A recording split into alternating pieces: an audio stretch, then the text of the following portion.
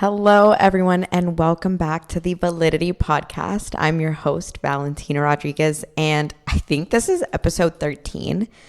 And last episode, I talked a little bit about my prep and how we had finally finalized the show date. And I actually competed this past weekend. We're getting straight into the personal updates, clearly.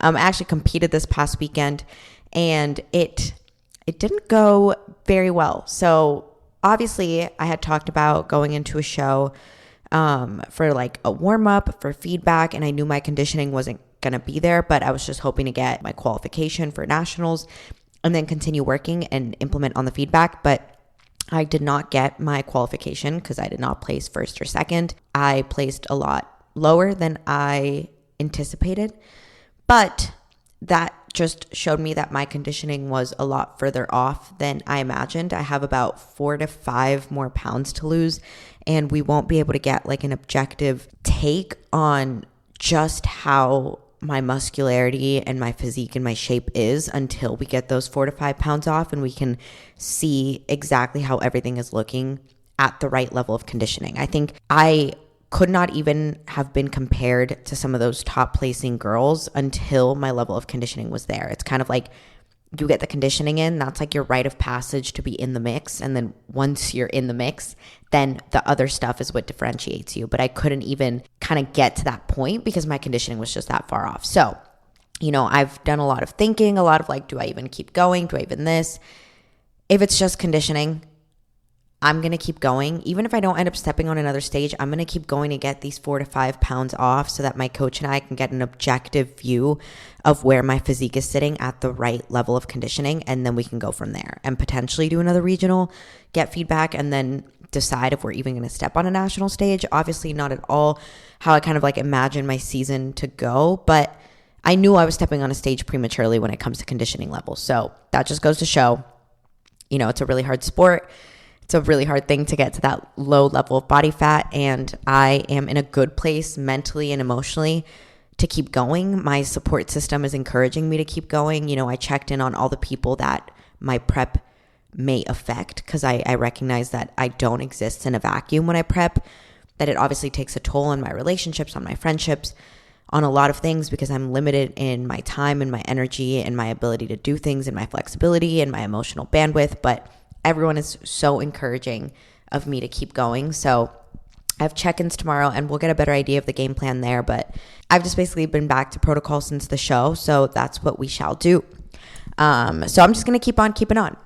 When it comes to updates from the lab, we are still recruiting. We have some of our subjects undergoing the maintenance phase right now. I think we're at almost 100 fully onboarded subjects, if not more. And we're at like well over 500 people who've expressed interest in that we've processed, and they're in the pipeline for determining eligibility. So if you are waiting on a response, please be patient because we have an incredibly high volume of potential subjects that have displayed interest, and every part of the process takes a lot of logistical back-end work. And there's a whole step-by-step situation to get everybody from interest to fully onboarded into the study. So just continue being patient. Make sure that if you are interested, if you haven't emailed reversedietstudy@gmail.com, that is going to be kind of like your gateway for the study. So make sure you email there and you should receive a response within a few days. So those are the updates, and now we can get into the actual episode, which will be a pretty short one today, but this is one of Dr. Campbell's favorite lectures he's ever put together and he's ever given, and it is all about vitamin D. So we had a lecture on vitamin D supplementation as part of our sports nutrition course, and this is kind of just all about what is vitamin D, what does it do, what's its role in the body, and how can we supplement with it. And what should we expect when we supplement with it? So when it comes to vitamins, we have either water-soluble or fat-soluble vitamins. Water-soluble vitamins have major functions related to exercise. They're involved in energy production and red blood cell production and muscle protein synthesis, tissue repair, tissue maintenance, all of that. When it comes to fat-soluble vitamins, they don't seem to play a direct role in energy production. And vitamin D is indeed a fat-soluble vitamin. The role of vitamin D in an overview, in a nutshell, is it plays a role in calcium absorption and in bone metabolism. I think that that's kind of like the most canonical role for vitamin D. But there is some speculation that vitamin D may play a role in strength. And when I was in undergrad at Penn, I actually did a whole presentation on vitamin D and its role in skeletal muscle cells, because one thing that people might not know about vitamin D is that we have an immense amount of vitamin D receptors distributed throughout the body. We have vitamin D receptors. Of course, we have them on our bones, but we also have them in our skeletal muscle cells. I believe we have them in our brain. Vitamin D has both a genomic and a non-genomic pathway, meaning it can act on a receptor, but it can also enter cells and translocate into the nucleus and upregulate transcription of certain genes that may be related to strength, to hypertrophy, to things that would be of interest to us in this domain.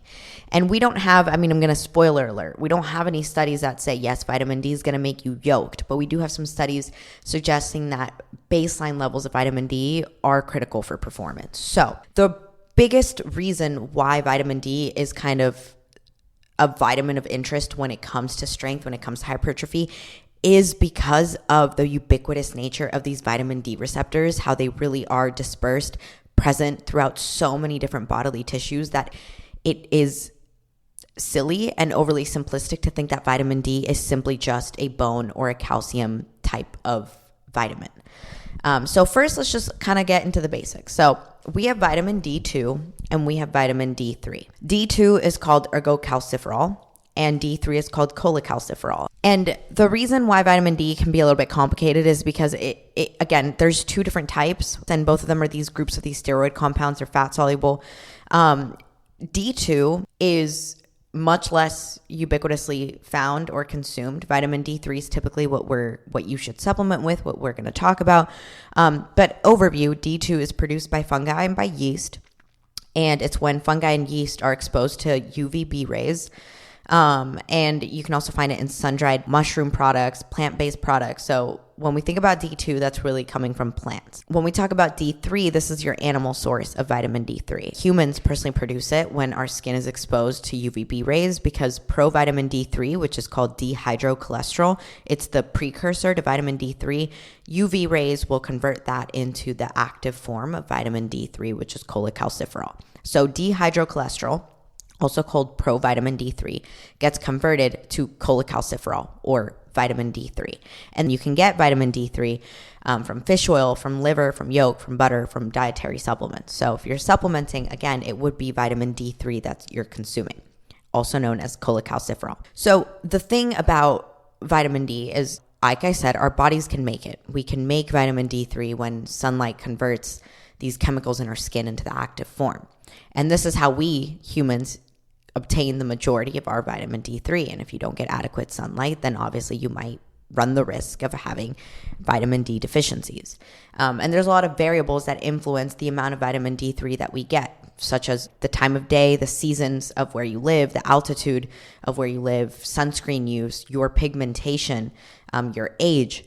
And when we create vitamin D3, it is, like I said, it's fat soluble, so it is stored in your adipocytes. It's stored in your fat cells, and that's where it's stored until it's needed. But it's stored in an inactive form.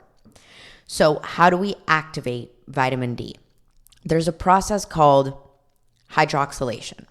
So vitamin D3, cholecalciferol, needs to be converted into calcitriol in order to go on and act on the receptors and have whatever actions vitamin D is actually going to have. The active form of vitamin D is called calcitriol. And the process of activating D3, like I said, is called hydroxylation. It happens in the liver and in the kidneys. And what happens is there's two hydroxyl groups that need to be added. So the first hydroxyl group is added to the 25th carbon of vitamin D, converting it to 25-hydroxy vitamin D. And that first step happens in the liver. I mentioned how vitamin D3 is stored in the adipocytes, and it's stored in this inactive form. What you measure when you get a blood test and you're measuring your vitamin D levels, you're measuring that 25 hydroxy vitamin D. So again, vitamin D needs to undergo 2 hydroxylation steps. After the first hydroxylation step, when you get 25 hydroxy vitamin D, that is what you're measuring in blood tests. 25 hydroxy vitamin D then goes on and gets further hydroxylated, meaning another oxygen-hydrogen group, OH group, is added. This happens in the kidneys, and therefore 25 hydroxy vitamin D becomes 125 dihydroxy vitamin D. The 25 and the 1 is basically the position. It's which carbon you're adding that hydroxyl group to. So the first step adds the hydroxyl group to the 25th carbon, and that makes it 25 hydroxy vitamin D. And that's what we measure in blood tests. Then 25 hydroxy vitamin D gets another hydroxyl group added to the first carbon, and that becomes 125 dihydroxy vitamin D. And this happens in the kidney. And this 125-OH2 or 125 dihydroxy vitamin D, this is calcitriol. This is the active form of vitamin D. This is what circulates as a circulating hormone. This is what has a major role in regulating the concentrations of calcium and phosphate and in promoting healthy growth and remodeling of bone, and what potentially has role in strengthening and hypertrophy. 125 dihydroxy vitamin D, aka calcitriol, is the active form of vitamin D. What you measure in a blood test is the step right before calcitriol, which is 25 hydroxy vitamin D, which is called calcidiol. This is what we store. This is what we measure. Calcidiol lives in the adipocytes. It lives in your fat cells. And whenever you need vitamin D to act, it comes out of the fat cells. It gets further hydroxylated in the kidney, becomes calcitriol, and then it goes on and performs its functions. So, quick recap. You either consume vitamin D3 or you make it from the UV exposure to your skin. Vitamin D3 then goes to the liver where it gets 1 hydroxyl group added to it, becomes calcidiol. Calcidiol can then either be circulating in the blood, and that's what's measured in a blood test, or it can go get stored in the adipocytes. Then calcidiol goes to the kidneys where it gets a second hydroxyl group added to it, and that's where it becomes calcitriol, and calcitriol can now bind to the receptors. It can now do what it needs to do when it comes to regulating calcium concentrations, remodeling of bone, and again, potential actions on strength and hypertrophy. So calcidiol is storage/measurement form. Calcitriol is the active form. So when it comes to vitamin D and what we know about it, all the early research on vitamin D is pretty much on calcium absorption and on bone. But like I mentioned, we have vitamin D receptors widely expressed in the body, including your skeletal muscle cells. We have receptors in both the cytoplasm, and we have vitamin D receptors in the nucleus. Like I said, it can act genomically or non-genomically. It can just bind to a receptor and start a signaling cascade, or it can actually directly enter the nucleus and aid in the transcription and upregulate the transcription of certain genes. And what we know about these receptors that are widely expressed in muscle cells is that they may have potential effects on de novo protein synthesis, which means the creation of new proteins. So when we're thinking about what are adequate levels of vitamin D, there's no consensus on what is an ideal or an optimal vitamin D concentration in the body.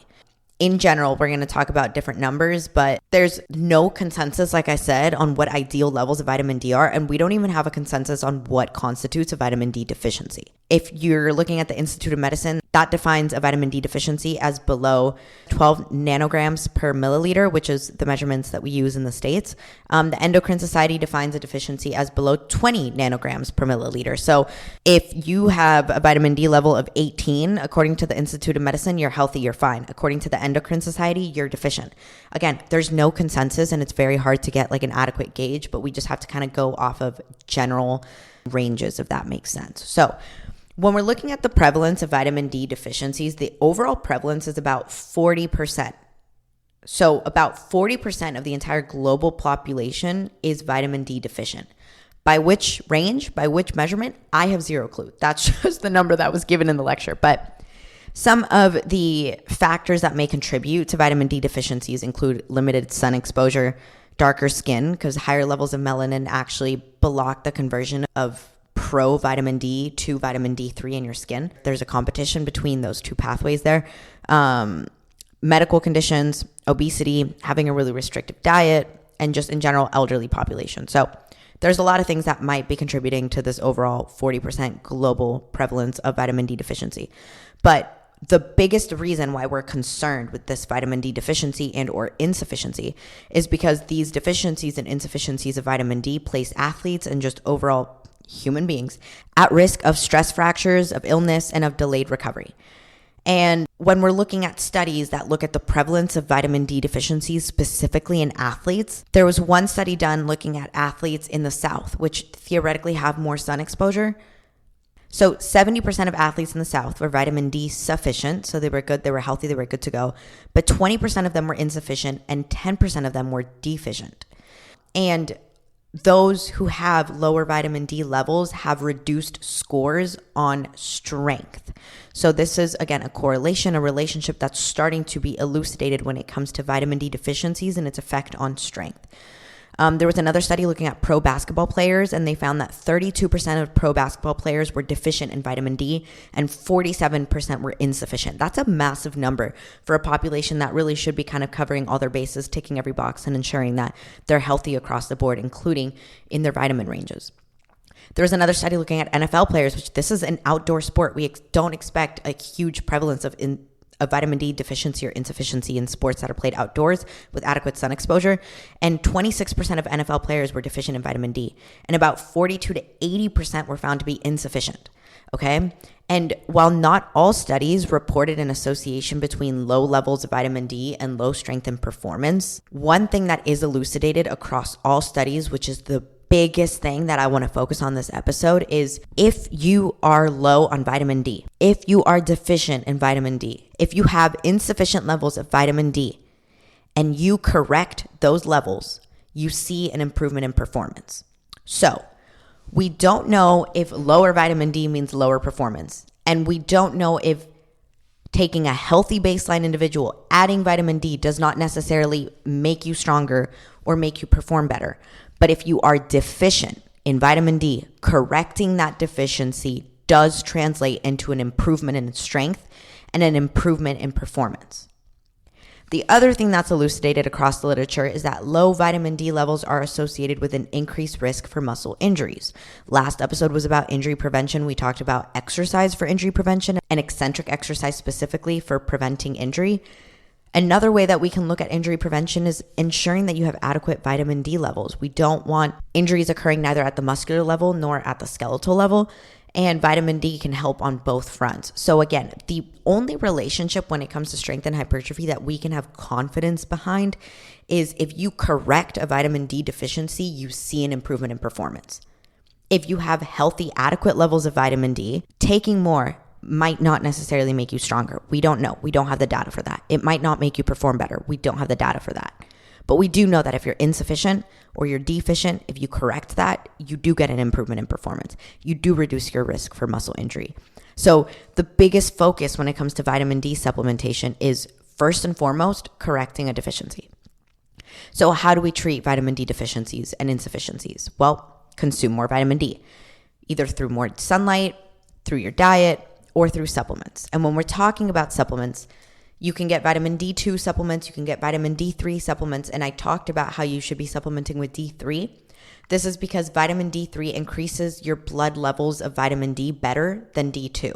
And when we're talking about those blood levels, again, remember, we're looking at calcidiol at 25 hydroxy vitamin D, that like middleman before it's the fully active form. There's a middleman between vitamin D3 and calcitriol, which is the active form. That middleman is calcidiol. It's when that first hydroxyl group gets added in the liver. That's what we measure. And vitamin D3 raises your calcidiol levels in your blood better than vitamin D2.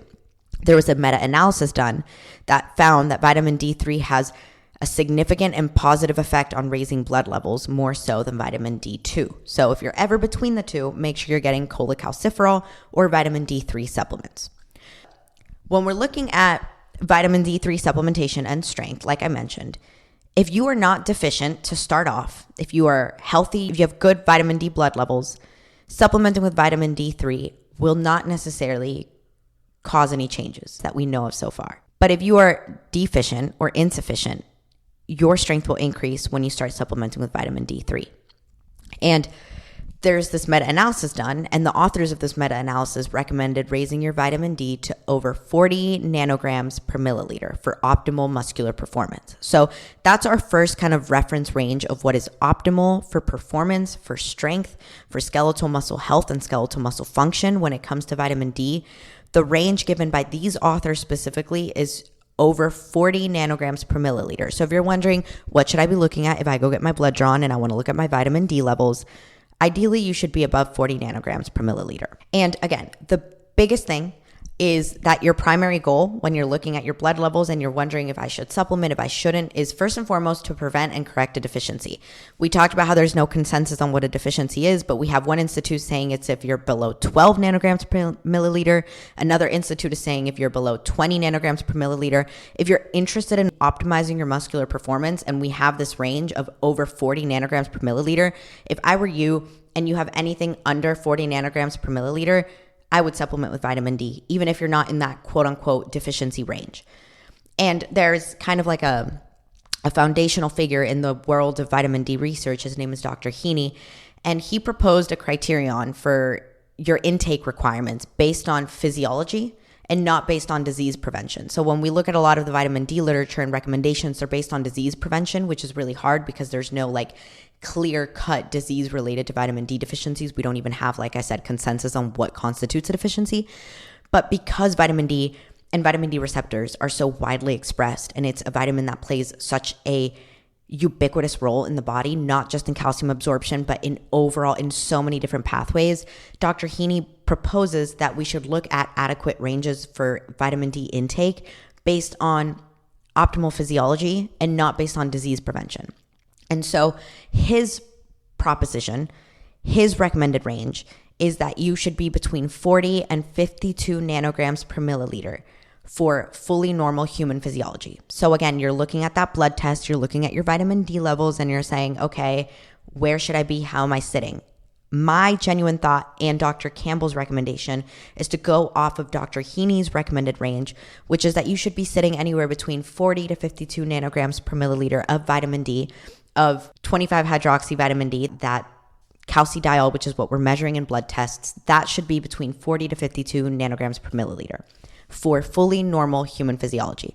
So in order to ensure all your processes that vitamin D could potentially play a role in, any pathway that vitamin D could potentially be involved in, for all those to run as optimal as possible, you should have vitamin D levels around 40 to 52 nanograms per milliliter. And if you're not in that range, your next question might be, okay, I need a supplement with vitamin D3. How much vitamin D3 do I supplement with? And Dr. Campbell, this was literally his favorite part of the entire lecture, gave us a literal recommendation for how much you take of vitamin D3 in order to raise your blood levels by a certain amount. So for every 100 IUs of vitamin D3 that you consume, you will increase your blood levels by 1 nanogram per milliliter.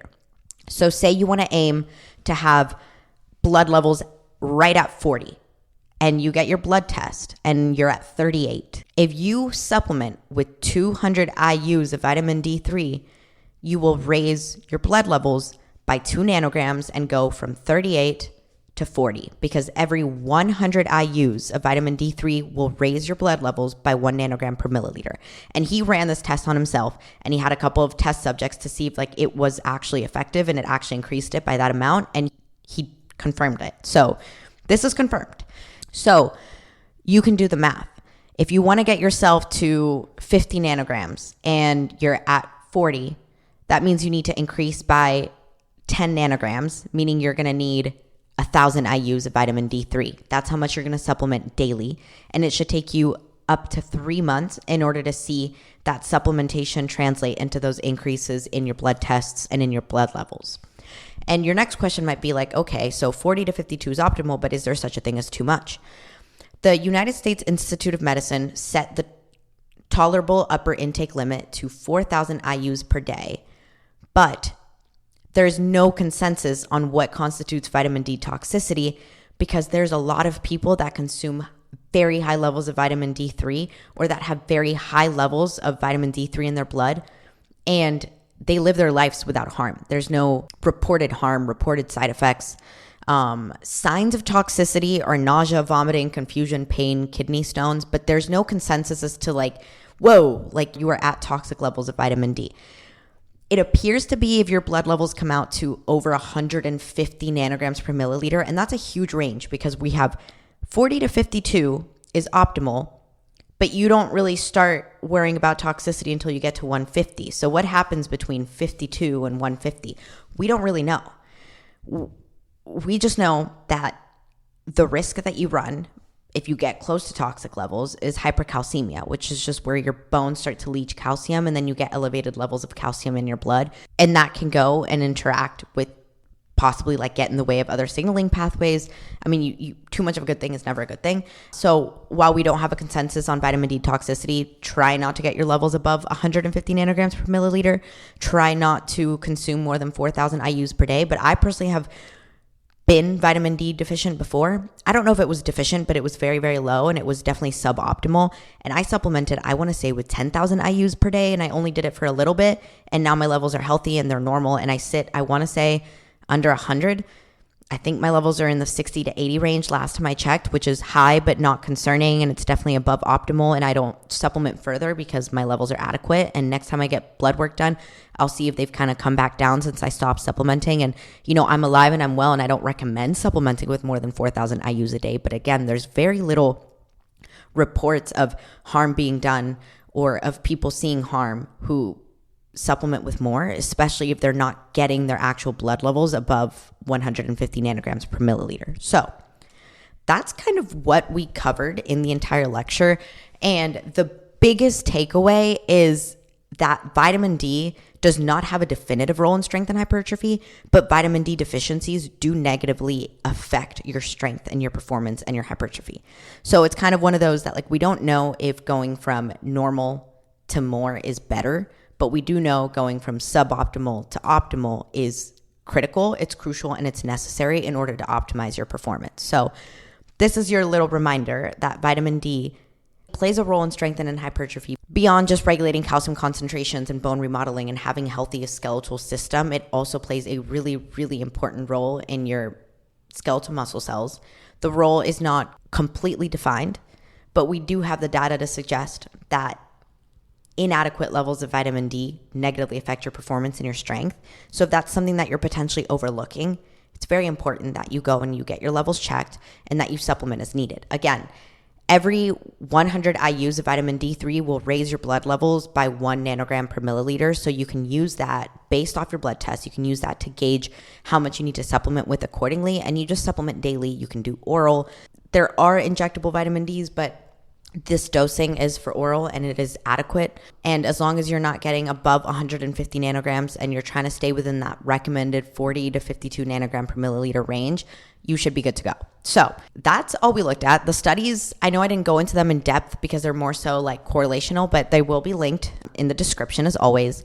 If you have any questions, email me, DM me, thevaliditypodcast@gmail.com. If you want to follow along my prep, my show day vlog should be up relatively soon. I just got to get myself to edit it. And I might be avoiding that because I'm avoiding confronting a couple of things about the show, such as the outcome. But it is what it is. Other than that, again, if you're interested in joining the world's first reverse dieting study, go ahead and email reversedietstudy@gmail.com and we'll get back to you in due time. If you're waiting for a response, please be patient. We have a whole system and we are working daily to get back to everybody. And other than that, if you have any questions, please let me know your feedback, your comments. I know this episode was a little bit, I don't want to say random, but I feel like it's different when it comes to topic areas. But Dr. Campbell's really excited about it. And vitamin D is personally one of my favorite vitamins because I did a lot of research on it in undergrad. So I hope you guys enjoyed, and I hope that you guys can take something away from this and move forward and supplement adequately, get your stuff checked, and just be out in the sun and live your best life. So that's what I have for you guys today. As always, let me know if you have any questions. I appreciate you guys for listening so much. All prep stuff will be on YouTube. All personal stuff is on my personal Instagram @VallFitt, and all science stuff is here and on my podcast Instagram. So I will give you guys back the rest of your day. I hope you guys enjoyed this episode, and I will see you in the next one.